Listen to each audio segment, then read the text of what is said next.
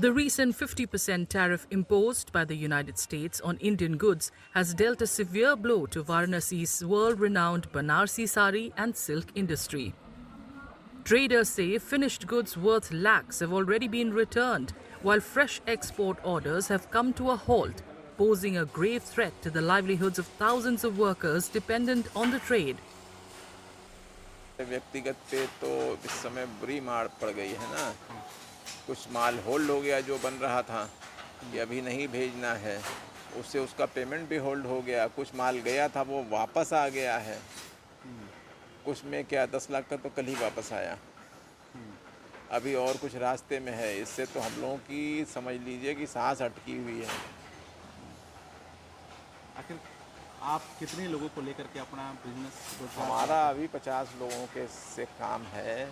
50 बुनकर काम करते हैं, बुनकर और अन्य मिला के, लेकिन उससे ही बहुत बड़ा असर पड़ेगा ना। 50 घर चल रहे थे, 50 परिवारों की रोजी रोटी का सवाल हो गया। According to the Varanasi Textile Industry Association, the crisis could result in annual losses of nearly 300 crore rupees. अब बनारसी साड़ी आप कह रहे हैं तो बनारसी साड़ी और बनारसी वस्त्र एक ही चीज़ है।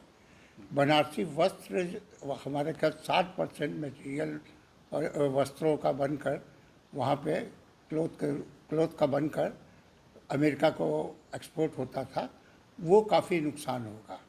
और 40% जो साड़ियाँ जाती थी वो भी नुकसान होगी। जो हमारे यहाँ से माल वहाँ जाता था वो प्योर का माल जाता था, प्योर सिल्क का माल जाता था। और प्योर सिल्क का रोज़गार ख़त्म होने से हैंडलूम पर बहुत ज़्यादा असर पड़ेगा। कितना, अगर सालाना आंकड़ों की बात करें तो लगभग कितने का नुकसान हो सकता है? अगर सालाना आंकड़ा देखेंगे तो 200 से 300 करोड़ रुपए का हमारा नुकसान होना तय है। With exports stalled and losses mounting, the Banarsi sari industry faces an uncertain future, leaving thousands of artisans and their families at risk. Traders say urgent government intervention is needed to protect the industry and safeguard the livelihoods dependent on it.